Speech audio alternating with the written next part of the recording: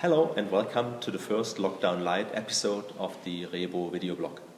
I am Klaus Mochalski, CEO of Rhebo, and today I would like to talk about firewalls and how firewalls can help protect OT environments against cyber attacks and what the limitations are. And I want to conclude this video with a brief discussion on how you can combine different tools to holistically protect OT environments against all sorts of attacks.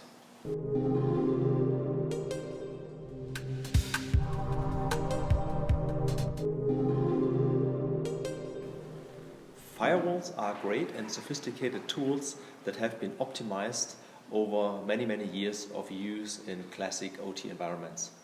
But when it comes to OT environments, to production environments, to industrial control system environments, they still have their limitations. First, you use firewalls usually to protect your perimeter. So you put them at the entrance of your OT infrastructure to keep the bad guys outside. At the same time, you don't really see what's happening inside the OT infrastructures. This is one major limitation firewalls always have. And the second limitation is that firewalls, they can only detect what they know.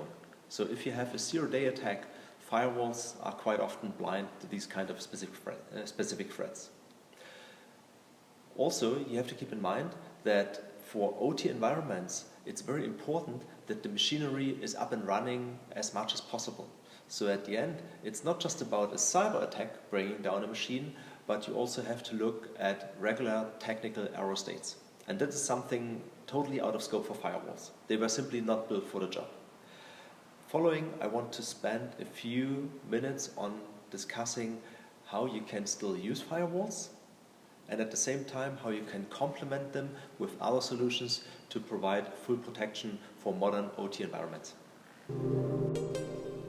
So firewalls are an important part of any OT security strategy, but they need to be complemented by OT monitoring systems. OT monitoring systems are placed inside your OT infrastructure to monitor all the ICS communication between the different assets in your infrastructure, and so they can detect technical error states, which firewalls can't.